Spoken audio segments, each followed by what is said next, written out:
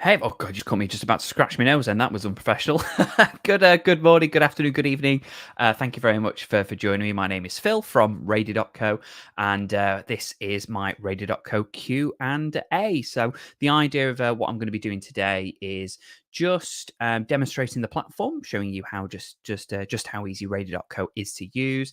That's also taking a couple of questions that have been asked beforehand, but also ones that you're going to be asking live. So on that note, wherever you're watching this, whether it is Facebook, YouTube, LinkedIn, I think we're across as well. Any questions you have, please just put them in the comment section below, and the guys on the back end, Rowan, in fact, on the back end is going to be filtering all those questions through. So if you've got any questions about it doesn't even have to be about the software, just general questions about how to, the best way of going about broadcasting, please pop them in the chat box and I'll answer as many as I can.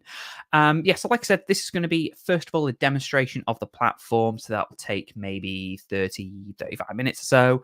Couple of questions that have been asked beforehand. And then, we'll have about 10-15 minutes or so to answer any live questions. So thank you once again for joining me. Apologies for having to initially shift this because we did schedule it for about 2 weeks ago.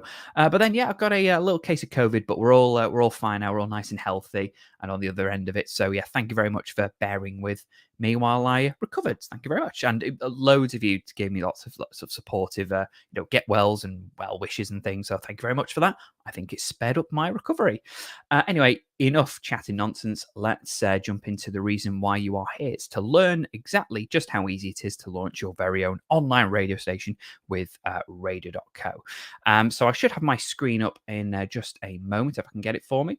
And like I said, this is a demonstration of the platform. So it's going to show you, thanks, Rowan. It's going to show you all the basics of using the platform. So how you would upload content, how you would build playlists, how you would schedule everything, also how you can track your audiences, and a couple of cool little bells and whistles, neat little tricks that we're going to show you along the way.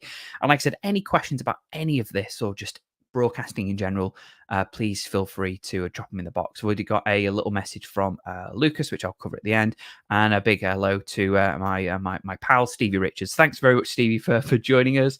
On that note, as well, Stevie joined me for a webinar a couple of months ago now. It seems like it was only yesterday. Stevie's launched his brand new show as well on his own YouTube channel, which is all about fitness. And it's a really, really great watch. So if you're a fan of Stevie and fitness and just general, I feel good show talking about all sorts of the good things, check out Steve Richards' show there. There go, nice little plug. Okay, so let's jump into the meat of it. So let me jump onto my screen. You should be able to see my mouse going, me zooming in, pretty hectic. There we go. So what you should be able to see here is your Radio.co dashboard. And what this is just a general overview of everything that your station is doing right at this moment in time. Now, to get to this page, you just need to go to our website, Radio.co. You'll find a pricing tag there. Click on that and you'll see all of our plans. So we have 5 in total. Don't worry about which one to go for necessarily because they all give you those essential tools for broadcasting, but they just differ in terms of how much storage space is available in each of them, any particular features that you may find available in some plans and not others. And you can freely upgrade and downgrade your plan as well. So just find one that you think is comfortable and necessary for your particular needs. And if you're unsure about what plan that actually may be, then that's why I'm here to help. Ask the question right now or send me an email a little bit later, studio@radio.co, and I'll help steer you in the right direction of what's best for you. But when you have found that plan, like I said, this is what you will see, your Radio.co dashboard. And it's just giving you a live display of what your station is doing at this moment in time. The most important thing you want to keep an eye on is this, your on-air display. Now, you can turn your station on and off. So although by default is a 24/7 platform, don't pressure yourself into having to think you've got to broadcast 24 hours every single day. That's not the case. We have plenty of people that are using this platform just to broadcast once a day, once a week, even once a month. Hey, maybe. It's totally up to you. You've got creative control and freedom to broadcast in whatever form you want to. So if you do want to just turn it on and turn it off once a week, like a live podcast, for example, by all means do that. Otherwise, As soon as you turn it on, it's being powered by our cloud server. So we'll actually keep your station broadcasting all day, every day. So your computer doesn't actually need to be on. So that's the great thing about the cloud-based system is, even if your internet goes down for any reason, your station is still broadcasting. The other thing to note here is this called the connection status. That's referring to the status of you live broadcasting. So when you want to do a live broadcast, you personally need to be connected to Radio.co. And by connected, we just mean all you're doing is you're confirming who it is that's broadcasting live and what equipment it is that you are using. So if I wanted to go live, I'd select, obviously, log in as myself. I would select the audio interface that's plugged into my computer. And when I'm ready to go live, I hit connect on the Radio.co broadcaster here. And as soon as I click on connect, that's it, I'm live and people can hear me in the exact same way you can hear me live right now. If you want more information about broadcasting live and the different softwares, tools you can use to broadcast live to, kind of further, give you more creative freedom and control, you'll find tons of help guides on our help center. That's help.radio.co. This below where it says listeners, bandwidth, and storage, that's referring to certain allowances or tariffs, if you will, that are in your Radio.co plan. So like I say, each of our 5 plans gives you all the basics, but they just differ in terms of how much storage space you may have, how many listeners, bandwidth caps. So do check whichever plan you want to go for, and it'll be reflected here. Okay, so how do you begin broadcasting? Well, the first thing you should do is, or rather, the first thing I advise you doing is uploading some content. And you can upload anything you like. So that could just be music. It could be interviews, podcasts, weather reports, and anything that you've either pre-recorded or has been pre-recorded for you, like a music track. And as long as it's an MP3 file, go ahead and upload it. You can click on the Add Media button here. Select the file from your computer like so, and just upload them as you will. They can also upload tracks as an AAC as well. So AAC or MP3 are the files that we permit. If you have hundreds or, hey, maybe even thousands of tracks you want to upload, you may find it easier to actually upload them through FTP. And if you're not familiar with FTP, it stands for File Transfer Protocol. And what it is it's just, I like to call it an aggressive way of uploading. It just allows you to take dozens and dozens of files and upload them at the same time. So it's a much quicker way of uploading a lot of tracks. There's actually some free software that will actually help you do that called FileZilla. And again, for help guides on anything like that, like uploading media, go to help.radio.co for more information. Anyway, however you upload your tracks, you will find them all here in your media library. So all you do here is you can manage all of your content, and you'll see that a number of these tracks have these brightly colored labels attached to them. And what they are is they're what are called tags. These are ways for you to organize your media in a way that you see fit. So what I can do is I can actually tag and categorize my tracks into different genres, track types, anything to keep everything a bit more neat and tidy, really. So I've uploaded and tagged these adverts or these heavy metal tracks or R&B. Obviously, if you look closely enough, they are none of the sort. It's just to use it as an example. But if I wanted to upload these and say, for example, these were all specifically 90s pop tracks, I don't know. So I can highlight them.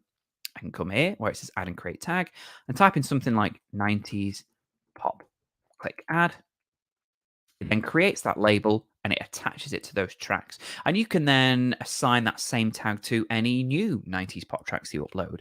If you're uploading lots of tracks at the same, continuously that are the same tag, you can even highlight them all. So highlight them all.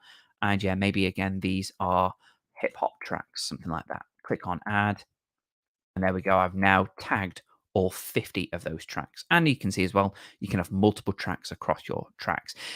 Listen, use the tags in whatever way you want. They're just a way to keep everything a bit more neat, tidy and organized. It could just help you in the long run. Bit of a painstaking task if you are uploading hundreds or thousands of tracks, but you will really benefit it from in the future. Another way you can use these tags is to randomize your tracks, and I'll go into a bit more detail about that very soon. Before then, I'm going to jump to the recordings tab. This is a quick stop here. It just basically allows you to record live programs that you're doing. So if you're doing a live broadcast, like I mentioned earlier, schedule it to record. Then as soon as you come off air, you have an MP3 file of that show that you've just done. So you can then repeat it or place it into a playlist. And, it's a way of just recycling the content so it's never just lost to the sands of time, one and done, and all that. Voice tracking is a great way to record content directly into Radio.co, and this content could be a maximum of 10 minutes maximum at a time. So if I had built a playlist of music and I wanted to record some ins and outs of those tracks, then a great way of doing it is the voice tracking tool. It means you don't need to record content outside of Radio.co and then export it and upload it. Record it all directly into this. And I'll show you how this works when I begin building one of my shows very, very shortly. And another great way to pre-record content is one of our more advanced features. It's called the Talk Show tool. Now, this Talk Show tool is available in our Gold and our Pro plans, so our two top plans there. Now, not to be confused, you can do talk shows on all of our plans, even our cheapest plan. That's absolutely fine. This is just a tool that helps you very, very easily and professionally record remote pre-recorded content. So if I was to do an interview with mentioned before, if I wanted to do an interview with Stevie Richards, and a good way of doing that, because he's on the other side of the planet, what I could do is record an interview using this tool. What I can do is click on New Talk Show, and it will then create a room or a show. I've got one here called Phil Demo. Comes with an invitation link. I would then email that to my guest or my co-host, in this example, Stevie. He would then click on that and he'll be taken to sort of like a green room where he can see the name of the show, he can check his levels, what equipment he's using. In the meantime, I then click on Start Session, and it opens up kind of like a very primitive version of a conference app. It's not video, it's just purely audio, but I can see Stevie there waiting for me. I can then check my equipment, decide what I'm using. I can bring him into the room. We can have a little chat. We can bring in any other guests or, co-hosts that may be joining us. When we're all there, click this recording button, and there you go. We're now recording up to 60 minutes. So this allows you to create very easily a 1 hour long or up to a 1 hour long podcast discussion interview. And once you've recorded these, you click save, and they'll then be stored in your completed talks. And you can then schedule them by placing them to a playlist and deciding what time you want them to play. So this is a great tool to use to easily manage, record, and broadcast, remote discussions and talk content. So it is in our higher end plans, but it may be a tool that you'll find incredibly useful. So it may be worth, maybe pushing for one of those plans. Right, building shows. That's enough about a couple of tools that we have. Now to get down to the nitty gritty. We've uploaded content. We now want to start working on them to actually begin broadcasting them. And the second step of that is building a playlist. So if I click on playlist, this is where you'll manage every show that is not live. So when I'm not doing a live show and it's automated in that sense, it's going to be a playlist. And this playlist can contain whatever you want. Your playlist can be as long or as short as you want. Everything that you want to play on air, pop it into a playlist. So I have a breakfast show, I have a podcast show, an R&B show. But I also have a playlist called Default. And if you create an account with Radio.co, or maybe have already, you should find this default playlist sitting within your account already. Because the reason for that is because we've built this default playlist to do one important job. Or two important jobs rather, but the main one is this will automatically fade in and take over anytime there is a gap in your schedule. So for you, what that means is you've got this 24/7 platform, but you don't need to pressure yourself into scheduling content all day, every day. Schedule a show once a day, once a week. Leave the rest of your schedule blank and don't turn your station off air, because as long as you've placed content in this playlist, so 62 tracks in my example, that will just keep playing on loop for as long as it needs to, and it'll fill in all those gaps automatically. So it's a great way of more or less instantly having a 24-hour stream. So make use of that. It's kind of like our secret weapon here. The other job is it's also the default option as a backup playlist, and more on that very shortly. But if I want to build a brand new show, I'm going to come here to where it says new playlist, and I'll do a weekend show. So I'll call this one Weekend Rock Party, something arguably very generic like that. So weekend rock party. I'm going to give this a color, nice red rock color. Click on add. And by clicking on add, I should have done a deep purple color, shouldn't I? Anyway, that's not the point. So here we go, weekend rock party. So I've got the name of my show. I've got the duration, which is called 0 because I've not actually added any tracks to it yet. But to rectify that, all you do is click on the plus button next to any track you would like to add into your playlist. And like I said, this can be whatever you want. This can be music, ads, jingles, interviews, podcasts, anything you want to play. Just click on this plus button and you'll see as soon as I do, it jumps across into my playlist. And every track I add, the duration is adding up. So you know exactly how long this show is. If you want a particular jingle to play at least 5 times during the show, yeah, add it in 5 times. There we go, 5 times altogether. And just move that jingle to where you want it. So literally adding everything, move them, manipulate the order of everything. You can search for tracks as well. As I mentioned, you can play tracks at random. You do that through the use of tags. If I click on Tags tab here, you'll see a list of all the tags you have made. You can take that tag, move it across. And in doing so, the software will just simply play a random track that has that tag attached to it. So yeah, I can have an entirely random injection of tracks. I can build a playlist that only contains tags. If I was doing weekend 90s party and it's going to be an hour long track full of non-stop 90s music, for example, I could actually build a playlist that contains just that. Schedule that for 1 hour, and for 1 hour, it will just keep playing back to back 90s tracks, for the duration that I've set the show for. So that's the least amount of time and effort you would need to actually build a themed show that's pre-recorded. You'll see one that says play request here. We have a request widget. People can select tracks to play, and when they do, it will go into the request track pool. In order to then get them to play, you can put this play request widget in, and you can put this in as many times as you like. If there is a request made, it will play the track at the top. If there's nothing there, it will simply move on to the next item. So there's no harm putting in these play request commands, even if no requests come through. So that's how tags can be used in your playlist as well. I mentioned before about recording your live shows. You'll find them in the recordings tab here. And if you want to play them, simply take that tag, move it across. Hey, presto, there we go. You can now play this old show that's an hour long or so and get it played. And then voice track. So as I say, this lets you record vocal content up to 10 minutes in length. And I always find the easiest way, or the way that makes more sense to me of recording them, is actually within your playlist, because you'll find this microphone button here for zoom in there. Click on that. Click this red microphone button. And it will then ask you to choose what equipment you're using. So in this case, I'm going to choose this audio interface that's got my mic plugged in. Click on this a second time, and it'll then start counting backwards from 10 minutes. So as you can see, my levels are moving, so it's capturing everything beautifully, hopefully. And it's then counting down from 10 minutes and telling me, how much time I have left. And, you can use this as little as you like. It's 10 minutes per track. So as soon as even if this is 15 seconds long, the next track I start, I can record up to 10 minutes.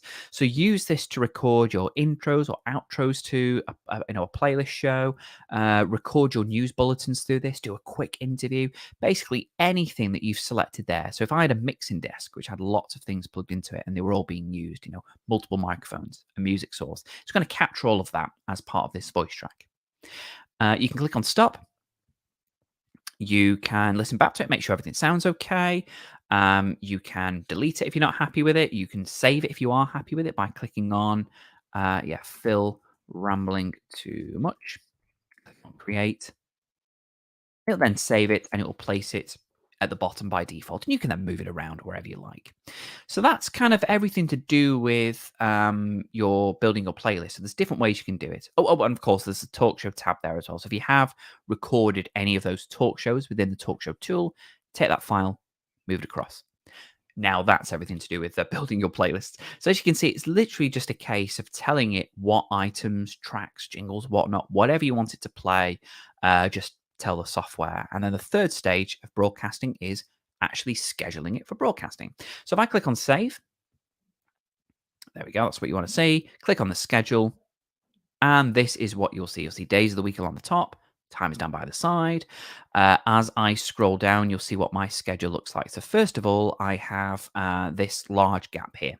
And as I mentioned, that default playlist will actually fade in and take over anytime there is a gap in your schedule, like between midnight and 9 a.m., or again here every afternoon between 12 and 6. Any gaps are automatically filled by that playlist. Now, if you want to schedule a specific show at a particular time, the way you do that is simply click and drag. So click 2 till 5. Why not? I'm going to do a 3-hour show in the middle of the week. There we go. Or Thursday, rather. So here we go. So this is where you will determine exactly how the show is going to operate. Create event. So first of all, you want to check the times are correct that you selected. So yeah, 2 runs for 3 hours, finishes at 5. Perfect. Okay, that's what I wanted.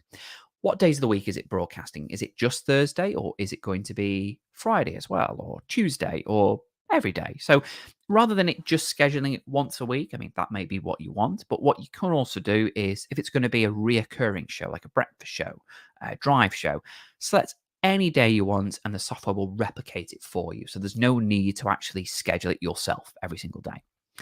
And the last thing you need to do then is click repeat every week, 2 weeks, 4 weeks. If you knew again this is going to be a reoccurring show, like at the same time every week for the next few months, maybe select a date within the next 2 years and it will actually schedule it up until that point. And then the last thing you need to do is click on the advanced tab. So click on there and you'll see the event type. This is where you confirm what sort of show is this actually going to be. If I click playlist, as the name suggests, that means I want to play a playlist during this time. And you select that playlist from here at the top. There's a drop down menu here, and you'll see all the playlists that you've made. So Weekend Rock Party, perfect. I say perfect. Currently, it's scheduled every day, every week. So it's not, it's a very, very, very long weekend. So there we go. Weekend Rock Party playlist, 2 till 5, every day, every week, up until, in this case, the 18th of January. Hey, why not? And if I'm happy with that, I click on Create Event. I give it a couple of seconds. Let me zoom out. And there we go. You can see 2 till 4. The playlist that's going to play is the Weekend Rock Party. That will automatically fade in at 2, automatically fade out at 5. And because it's all cloud-based, you don't actually need to do anything in order for it to play. All you do is you tell it ahead of time, so before 2 o'clock in this example. And as long as your station is on air, the software will automatically fade in at 2, automatically fade out 5. Exactly like that. Your computer doesn't need to be on. You don't even need to have an internet connection. It's powered by us. We'll broadcast it for you. And the way you broadcast, or rather schedule a live show, is done in the exact same way. All you do is you click on it. Here we go. And on the event type, you can select Live DJ. So here, similarly to a playlist, you just need to confirm the specific user or DJ that you want to broadcast. So you'll find on each of your plans, there is a limit on how many DJs or rather users you can invite onto the plan. And these users, people like me who may want to host a show on your station, you would invite me as a user and I can then be selected to go live. So in that case, I've been chosen to go live here. So this means me, Phil, I'm going to go live at this time, 2 till 5 every day, every week till mid-January. If anyone else tries to log in when my show is going on air, they can't go live because the software is not expecting them, it's expecting me. As the owner of the account, you can actually edit these shows. So if I was to do a show, I for some reason couldn't make it that night, but someone else was waiting in the wings, ready to go. You can go in and edit the event and actually replace me with someone else. Or if I needed to leave a bit early, you could cut my show and make it finish early. So you, as the owner of the station, you have full control to edit, events and things. So don't worry about that. Do I want to record the show? Yeah, why not? I can maybe upload it as a podcast when we finished. Click on record broadcast. And I'm happy with everything here. So I'm going to click on update event. As I say, you can make as many edits, whether it's this specific event or all the events going forward, which I'm going to do this case. What you can now see is it should say 2 till 5 every day. It's going to be live DJ Phil. So again, as I say, you know what host is going to go live. Most importantly, the software knows what host is going to go live. So as long as I log in, I get connected, as I mentioned earlier, then I will be able to broadcast whatever I want going through this device or whichever thing I confirmed to be using. We also have the ability for backup playlist. As you can see, a backup playlist Weekend Rock Party. What that means is any playlist you actually select here when you have chosen a live DJ will be your backup playlist. And what this will do is, in the event of you broadcasting live, which of course requires an internet connection, like what I'm doing now requires an internet connection to broadcast live. If I had a power cut, or if an emergency happened, I was late starting my show. What the software will do is, when there's been a disconnection or lack of connection at all, like I'm late, this backup plays will actually fade in instead, because the software recognizes that, oh, crumbs, someone's supposed to be live on air, but they've vanished or they've not showed up. So again, because it's all cloud-based, it will fade in your backup playlist, which will then play until there has been a connection. So once my power's been restored, or once my reliability has been restored, the software will fade out that backup playlist and I will fade back on air. And then the last option is live relay. What the live relay does is it allows you to schedule a live feed from another online radio station. So say I had a colleague. So again, using him as an example, hope he doesn't mind. Stevie Richards is doing a live radio show. And yeah, I quite fancy having one of his shows broadcasting simultaneously on my station. I'm sure he would agree to that. What I do is I can schedule his live show as a relay, and that means I've got a URL, a permanent URL for his radio station, and I can then schedule a broadcast from his station. So in this case, we'll say test. I've got a test account here. Click on update. We'll just update this one for now. So what this is going to do is, similarly to scheduling a playlist, you can see it's going to schedule a relay. So whatever URL is connected to that, to this relay, so in this case, Stevie's show, it will then automatically fade in whatever's happening at 2 till 5, and it will simultaneously stream on my station. So this is a great way of syndicating content amongst people you've networked with, friends, family. If you have multiple stations, so you've got yourself an enterprise, why not schedule a show on one station and then have it relayed across all of your others? Likewise, you can give your streams to someone else for them to relay. So this is just an alternative way of syndicating content. But they're all the different ways that you can program your station, whether it's a playlist, a live session, or a relay. It's incredibly simple. All you do is tell the software what you want it to do. Click, drag, decide who it is or what it is that you want to play. That's everything. That's how simple broadcasting is with us. Now, the most important thing to cover, of course, is, I'm sure it's what you're asking already, Phil, how on earth do people actually listen to this darn thing? Well, a couple of reasons why or how they can listen. So click on the Listen tab here on the left. And what you'll see, first of all, is this. This is a unique URL. It's a listen link that's automatically assigned to you when you create your account. Now, what this does is it allows people to stream your station in arguably the easiest way. They will simply click on this link and it will open up a browser tab on their computer or their smartphone, and it simply starts streaming your station. It's, I guess, not the most attractive way people can listen to your station, as when they click on it, all it does is it simply opens up, it's a black browser tab with a play button. So it's really, really not an attractive way. But as I say, it's a very, very simple way. What you can do to improve this, however, is take this URL and submit it to an internet radio guide, directory even, like Streamer. TuneIn is probably one of the most notable ones. However, they are a bit tricky to submit to.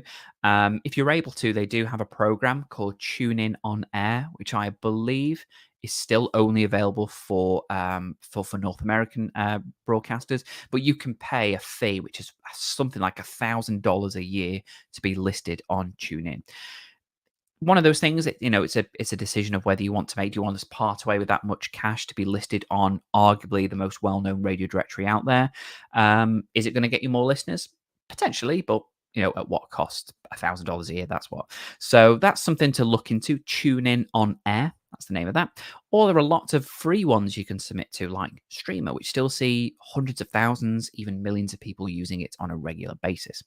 You create a profile and a link to your station on that database. People go there specifically to listen to radio, or hopefully your radio. Now, if you have a website, you can actually build what we call a web player. And this is something that can display artwork for your tracks or your shows, track information and show information here. You can have custom artwork. So if you're doing a talk show, you can have a piece of artwork for you. or your show or your guests or your sponsors. So if you, a great way of doing that actually on the topic of monetization is obviously, you can get sponsors for your station, you can sell ads, you can do all that yourself. We don't have any involvement in that side of things. But say you had a breakfast show and it was sponsored by a local business. Why not upload a image of that local business and attach it to your breakfast show? And it means during the course of your 2-3 hour breakfast show, throughout all of it, there is an image of that local business. So that's a great way that you can do advertising across the platform. You have to obviously get it yourself, but you can use this web player to your advantage like that.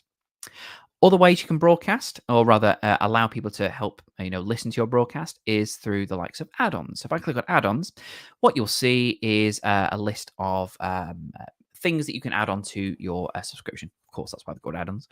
So you can do your iPhone app and an Android app. These are white labeled apps that will allow you to very, very easily build a bespoke white labeled app for your station, which has the ability to broadcast all over the world. People can contact you through it, through the likes of links to your Facebook or a website. But it just provides a much more accessible, efficient way of people listening, because chances are when people are listening to your radio station, or rather finding out about the station, they're on their phones anyway, like this. They are, oh, there we go. That's interesting. There we go. There's a new station I want to listen to. Oh, turns out they have an app. People are more likely to actually follow through on a call to action if they're downloading a new app. So it's something to consider. It's an additional expense, as you can see here, but hey, it's something that is worth looking into. Likewise, you've got an Alexa skill here. This is obviously a growing trend for internet radio, and you're finding that a lot, maybe a huge percentage of yearly, quarterly listeners are actually coming through smart speakers. So, this is $10 a month to add an Alexa skill capabilities. We're also later in the year hoping to launch Google Home compatibility as well. So that will be available in the near future. But smart speakers are taking over our homes just as much as they're taking over our lives. So that's an alternative way that can be really beneficial for your audience. Last couple of things really to show you before I do jump into the Q&A section of this is I mentioned about requests. So this is where you'll build your request widget. This is something that you can, again, embed on your website alongside your web player. You can choose a color scheme, hopefully one not as garish as the one I've chosen, but you will choose a specific pool of tracks that you want people to choose from, like my 90s pop tag I created earlier. They choose those tracks, they confirm what they like, and it gives them a little thank you message. So you can, customize exactly how it looks and how it operates.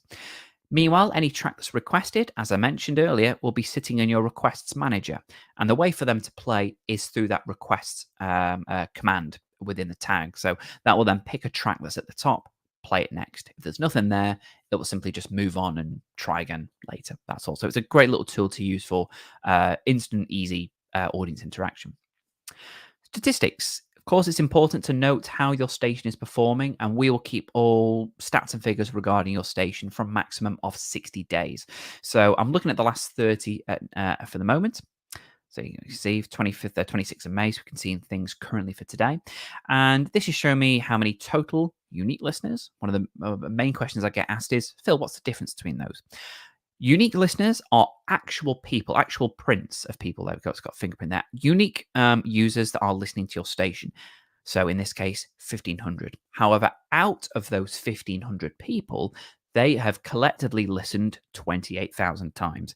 That's that. So that shows you exactly the total number of listeners, technically, but this is how many of them are actual unique IP addresses and people.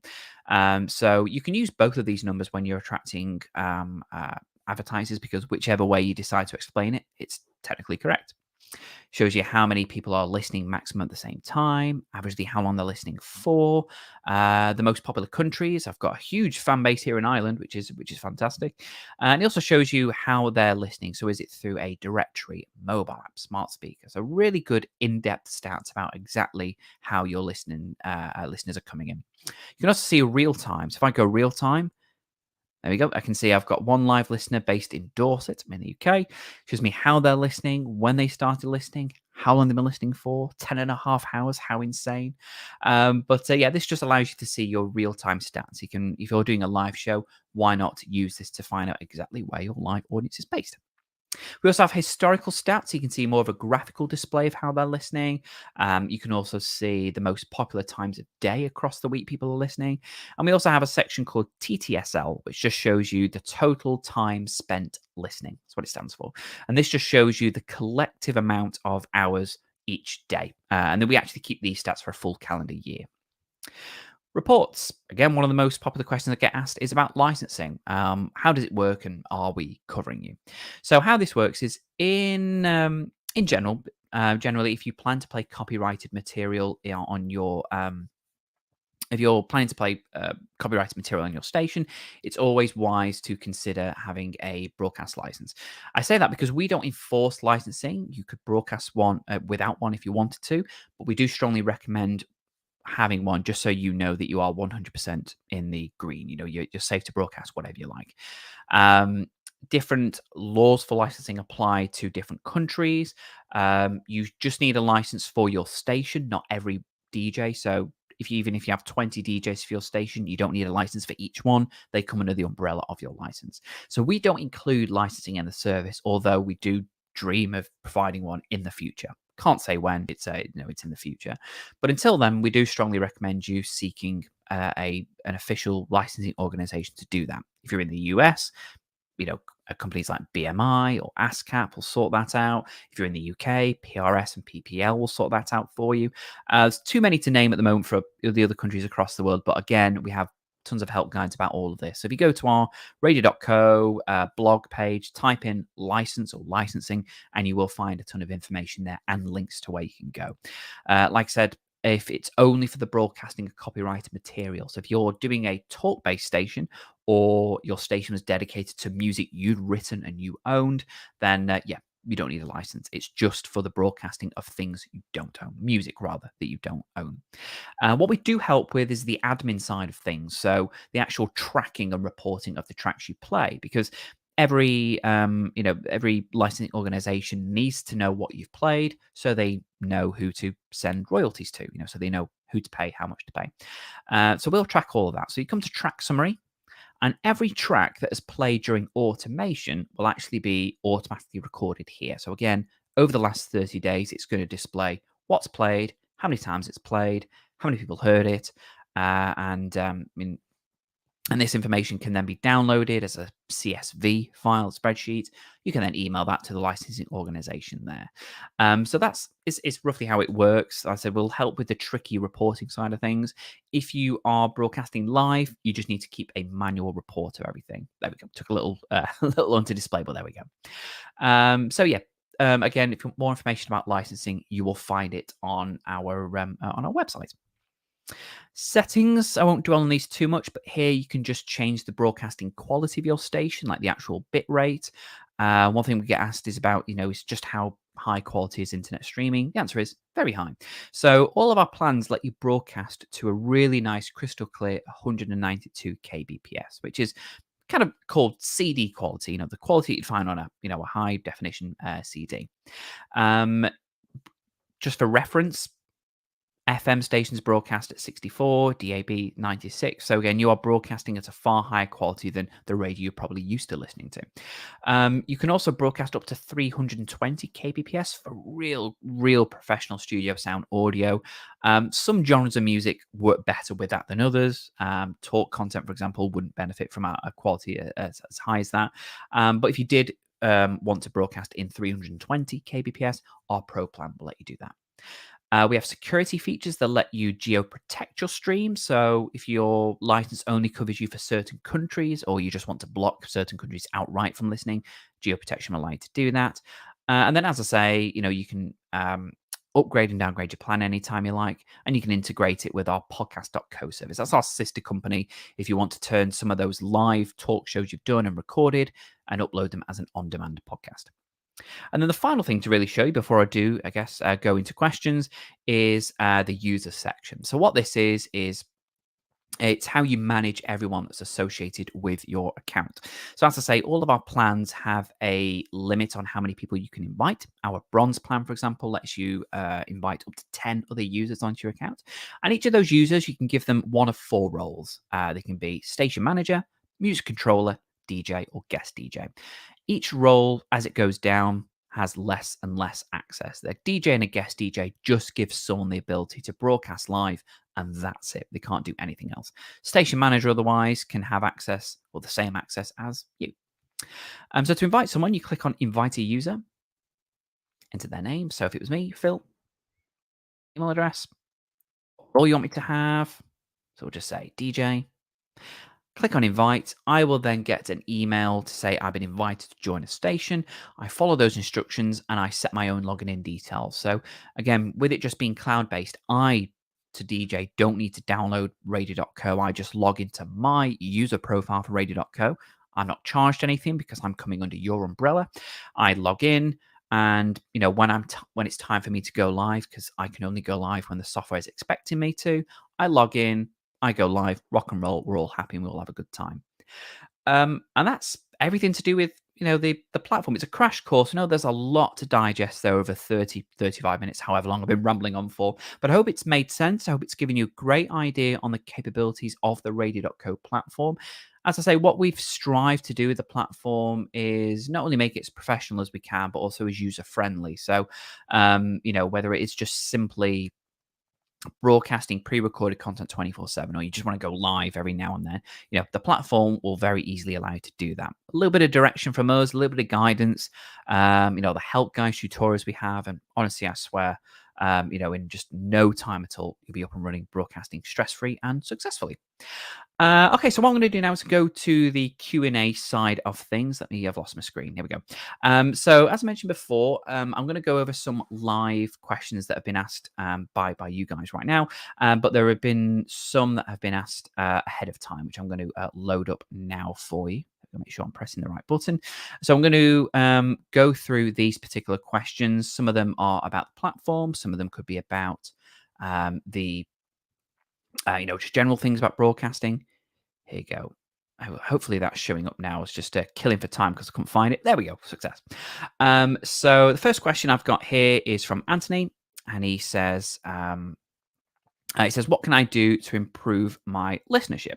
So there's a couple of different ways. This is a bit of a cop-out answer because I've actually got a slide that can that can help you with this. So this kind of extends more on kind of what I mentioned before. These are kind of some good ways to think about right off the bat about increasing your audience.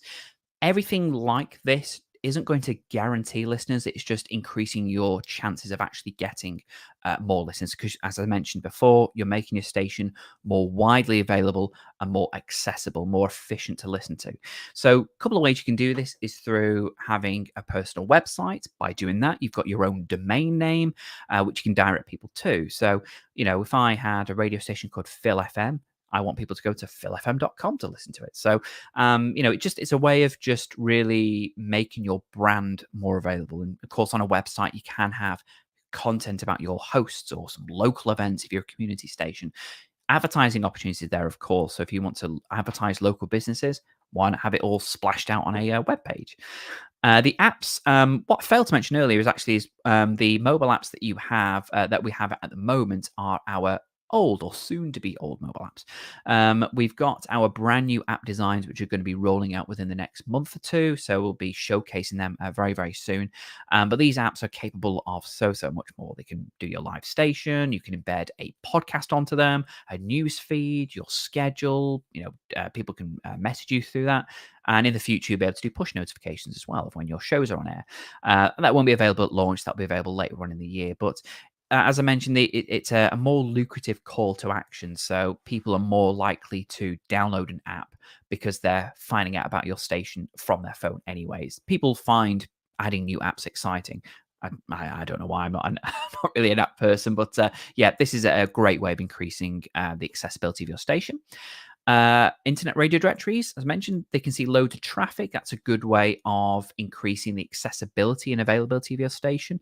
Again, if I had a station called Phil FM and I was across 30 different directories, if someone typed in Phil FM, ideally the first page of Google would just be littered by all the directories or the apps or the websites that I can be found on. And then social media. I'm an advocate for social media in the sense of it's really, really beneficial for radio and podcasting, anything, internet content like that. I'm just someone who doesn't really use it. I'm not really a fan of it myself, but I can't deny how popular it is and how beneficial it is. So it allows people to easily and share your content. You can make simple content for them to share and sort of promoting people like that. Um, we can encourage a sharing and interaction, and it's more accessible on the website as well. So it's good to it's just good to kind of get your station as widely out there as you possibly can. Okay, so if I jump back to my slide here, so hopefully, Anthony, that's helped. I'll leave this just for another second or so. Hopefully, that's kind of answered one of your questions. It's the trick is making your station as widely available as possible. Websites, apps, directories, social media is a good way of doing that. Anne Marie has asked, I need help coming up with a name for my station. Are there any guidelines I need to follow to do this? So, Anne Marie, a lot of people again ask me this, particularly in line with call letters, if you're familiar with those. And for an internet radio station, the answer is no. There's no guidelines. There's no need for call letters. You can literally call your station whatever you like. I mean, within reason, of course. It can be beneficial to name your station based on the music or content that you're playing. Like, I am a huge fan of like synthwave and retrowave music, so I would like to name something like Retrowave Rider Radio or Synthetic FM or things like that.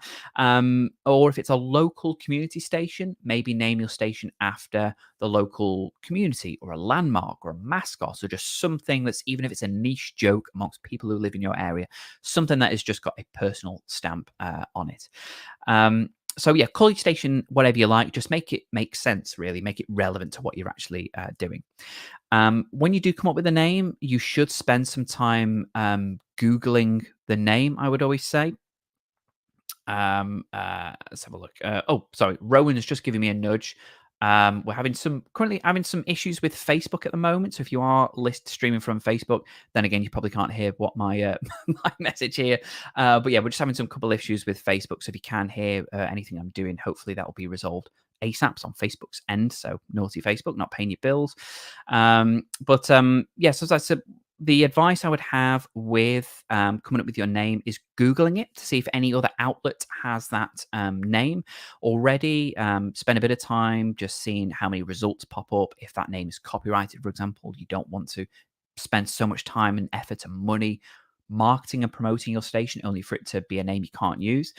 You should then look through Facebook, Twitter, Instagram, things like that to find a really simple handle and username for your station. Because again, if I wanted something like Retrowave Rider Radio, I want people to find me on Twitter at Retrowave or at Retro Radio or something like that. So, make it as easy for people to find your station as possible. So, if you make it abstract and fancy with lots of different characters and punctuation, it's difficult for people to easily find your station. That's the trick with it. So, no guidelines, Anne-Marie, just a bit of advice on how best to go about it. Next question, what we got? Denise, what's the best way to promote my new station? Again, something I get asked a lot, and actually something I was asked earlier today. A lot of people worry that because they have this 24/7 platform, they feel the need to promote absolutely everything that they're doing through that 24-hour period. That's actually not the case. There's no need to promote every single thing that you're doing because it's overwhelming for you and overwhelming for your audience, which is the main thing. So I was just getting an update from Rowan. Facebook's completely down, apparently, or at least the stream is. Oh, that's devastating. But hopefully people will find us later. Anyway, that's it. It's enough. One thing I would do with your promoting your station, at least in the early days, is I would choose one or a couple of flagship shows. So if you've got a breakfast show that you're really proud of, or a weekend party show, as I mentioned earlier, that I'd done, maybe focus all of your promoting and marketing on that. Because it's all well and good that you've got great stuff playing throughout all the day, but if there's a real big show that you're extremely proud of, direct people to that. Get them to tune in and listen to that because it's easier to promote one single location and time for them to go to. And what they can do then is they can listen to your station and judge for themselves whether they want to carry on listening. Or you can use that show to subtly promote what's going on the rest of the week or the rest of the day on the station. So yeah, don't overwhelm your audience. Make it just a simple instruction of go here at this one time to listen to this. Do that.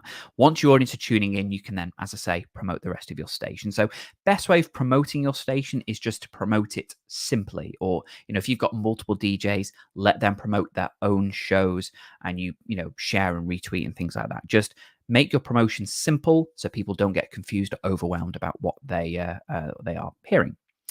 Masood, is it possible to syndicate news broadcasts on my station and to others? What's the best way of doing that?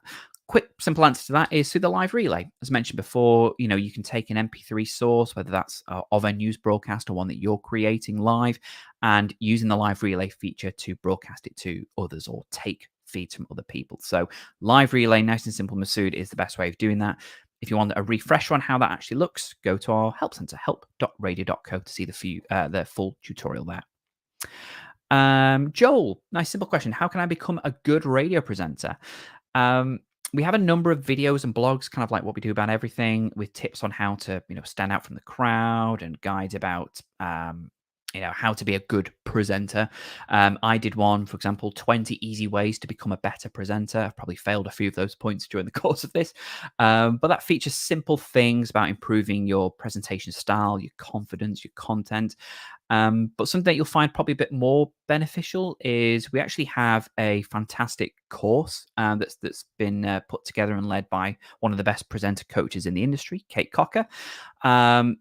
So how it works is, you pay for this course, about $99, I believe, from our website, and you get to keep and watch 7 modules about how to improve the presenting style, whether that is just simply about confidence, how to appeal to audiences in a better way, how to improve your presenting style. Lots of really great tips in there, and it's absolutely worth your time looking at. So you can scroll down to the bottom of our website to find the link to courses, and you find the how to become a great presenter course there. So Joel, check our blog for our free options. Go to the course option for something a bit more industry standard, I'd say. And finally, Jeff, can you recommend the best equipment for starting out? Again, funnily enough, you should ask that, Jeff. I happen to have a slide about it. There we go. So this is something I've put together in the past. This is just a guide on different kinds of setups for beginners and advanced that you may want to consider having, again, with a couple of different stamps of suggestions of equipment manufacturers. So I would say for basic starter setups, Windows or Mac computer, just an average everyday one, because it's all a cloud-based platform. You really don't need to rely on your computer power in order to power your station. It will just broadcast primarily from your internet. An internet connection, of course, at least 2 megabytes of upload speed is required for live broadcasting. So as long as you have that, you should be fine. But the more, faster, more reliable internet you'll have, the better your streaming quality will actually be. USB powered microphone, again, pop it straight into your computer. If it's a talk station, that's literally all that you would need. And a pair of wired headphones. I always recommend steering away from Bluetooth, just because due to the latency, there can be a slight delay on what you're saying, and trust me, it is incredibly off-putting. Next on, we have advanced or kind of additional equipment, so like a USB mixing desk, an audio interface. Notably, you'll see the logo for Rode there. Rode have recently unveiled the Rodecaster Pro 2, which we've had the pleasure of playing with for the last couple of weeks. Obviously, a sequel to the fantastic regular Rodecaster Pro. That's a bit more of an advanced piece of kit, maybe $500 to $800 or so, but it's a fantastic piece of kit that kind of takes care of everything. So it works more than just a mixer. So things like that is maybe worth looking into. Or I just have a Behringer UMC 404 HD. Bit on the cheaper end of things, but it allows me to plug 4 microphones into an audio interface, because I didn't want a big bulky mixer, or couldn't really afford a slicker one. So mixing desk or audio interface, an XLR microphone. Mine in particular is the Shure SM7B, bit of an industry standard one, but it's the one I find complements my voice, or I hope it does at least. A preamp, especially for dynamic microphones like these, they peak quite easily. So you want an additional preamp that just improves the sound and allows you to actually adjust the gain other than having it on full whack. I in particular have the FET head, or a cloud lifter is another sort of prominently known one. And then you may want things like a microphone processor just to improve, I guess, the sound and quality of your voice. Most audio interfaces or desks have their own preamps built in, but they can't shine a light to actual properly microphone processors. Things, maybe something to consider. And then things like boom arm, like what I've got here, pop shields, foam tiles, maybe to better remove the acoustics and reverb of your room. But the very least you need computer, internet connection, and a USB powered microphone if you want to talk. Okay, well that's kind of it for the questions that have been asked beforehand. As I say, this little slide here is just showing you the likes of other helpful things you can find on our Radio.co and our founder James Mulvaney's YouTube channel. All things about tips on making money, taking callers, a bit more instructions on the apps, directories. If you just want to see what other studios are using, we've got a fantastic Foundation FM studio tour there. But what I'm going to do now is a couple of questions for a few minutes of ones that have been asked live. So hopefully, where's my screen? Some have been funneled in. Here we go. Let's have a look. So Lucas obviously asked to mention before, he said, I'm starting a new radio station. I need all the help and advice I can get on starting it. What can you offer? Well, hopefully this, there we go. Oh, there we go. That's fancy, isn't it? So yeah, thanks for asking that, Lucas. So hopefully you've seen during the course of this webinar how we can help. We are ultimately class ourselves as a radio station in a box. We kind of feel we give you all the software that's needed to broadcast. So you need the least amount of time and effort and equipment to actually get it off the ground. We also offer our technical support. So any issues with your station, something's not working, you're unsure of how something works, we're only an email away. And we're also, if you just want general guidance and advice, I feel like that's what I'm hoping and trying to do here.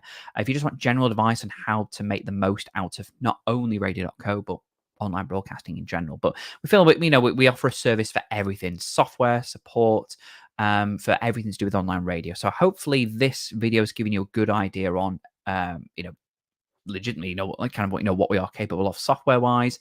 If you want to book a one-to-one call with me, and that goes to anybody, you can book a demo. You can go to our website or type in radio.co/demo or book a demo. Book an appointment with me or one of my colleagues, and we can go through your particular plans, your direction, your ideas, and it can kind of help you bring it to life through Radio.co. Similar to like what we've done here, but a bit more personal for you. So go to our website and book a demo, Lucas, if you want a bit more guidance on how to specifically bring your station to life. Claude has asked, do you think you guys will offer music rights at some point? Ideally, yes. As I mentioned before, we are hoping to offer licensing in the future. It's something that we've discussed an awful lot. It's just something we've not been able to achieve currently. So I can't say an ETA. It could be next year, could be the year after, but it's something, we want our destination Radio.co to be the one-stop shop for absolutely everything. So hopefully, yes, and that will make things a lot simpler for everybody. But again, for more definitive, accurate information with licensing, go on our blog, type in licensing, and you find a bit more information there. And as well, he's asked as well, we've got all radio play. When will the new apps be released? Soon, we hope. So the idea is, within the next sort of month or two, we will get something soon. We're going to be showcasing a few of them again in the coming weeks. So you should be able to download our new app soon and just see how they actually work and envision your station on there. But they are really, really cool. They're coming on fantastically well. They just, it takes a while to make something that's brilliant. So that's why we're kind of holding off on them just yet. But yeah, they will be ready for release very, very soon. And then how it'll work is, we did a priority list. Everyone on that priority list will obviously be a priority. They'll get their apps developed first. But then gradually, as the year progresses, everyone who launches a station through us will be able to launch their apps through us. And in the future, even if you're not with Radio.co, we can build apps for you again. So maybe end of year, beginning of next for that specific area of it. Lucas again is asked, where is a good place to get music to download and broadcast? Depends kind of what you're after. If it's general chart music, term chart music makes me cringe. But if you want like popular music, mainstream music, a good place to direct you to is a place called I Like Music. It was a service kind of created for broadcasters by broadcasters. So I think it's a former BBC broadcaster or sort of a program controller sort of set it up. And that's good to get really good high quality music. They literally say that they have every track that's ever been in the UK chart since the charts began. So it's decades and decades of really great popular music.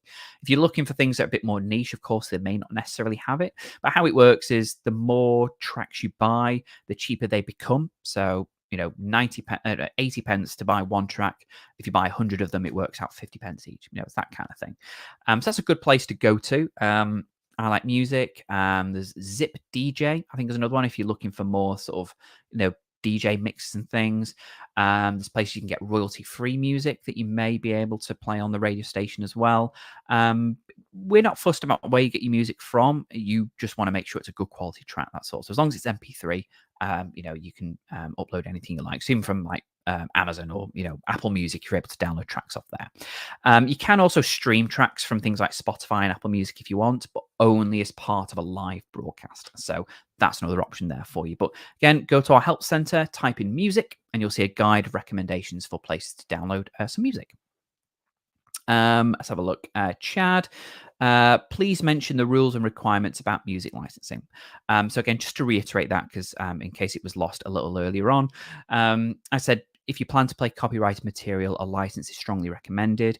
Different rules and regulations apply depending on what you're broadcasting, when you're broadcasting, where, how. It's all comes down to exactly your particular needs. One organization may be able to cover you for part of what you're doing, one part of another. So you may need just one license. You may need multiple licenses because in the US there are 4 different organizations, all covering different sectors of the music space. So that's why we can't give too much information about licensing, because we're not personally involved in it enough to be confident giving you information knowing that it's correct. So always contact the licensing organizations directly. They'll tell you everything that you need and costs involved and the regulations for it as well. But yeah, if you don't plan to play music and it's just talk content, or it's content you own, so things you've actually written, or it's things that aren't signed and aren't due any royalties, there's no need to get a music license. It's literally just for copyrighted material. More information on licensing, as I say, go to our website, go to our blog, type in licensing, and you find information there. And Ken has asked a very, very similar question there. If I play pop music, how does one address the royalty issue?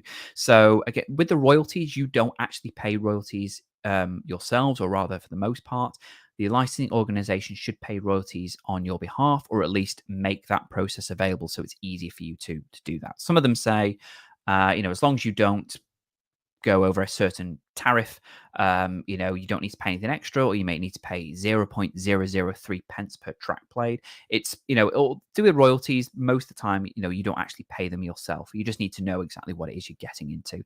And again, all information like that will be available from the licensing organizations, tripping over my words, that you chat to. And I think that's it really. I'm just going through a couple of questions here. Just I've got time for another sort of a couple. Gerald has asked, how can I get sponsors for my station?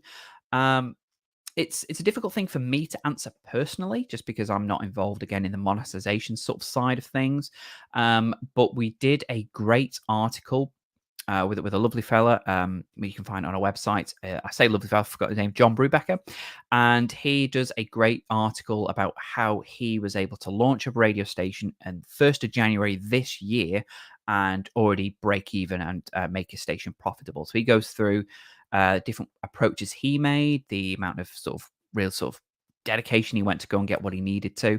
So that's a good sort of article to get. So yeah, go again on our blog, Radio.co blog, type in sponsors, money, John, things like that. But you will find helpful guides about how one particular broadcaster of ours has managed to turn it around and make it a success financially. So again, monetization is something we aren't directly involved in, but again, it's our plans to hopefully offer something that can help with that in the near future.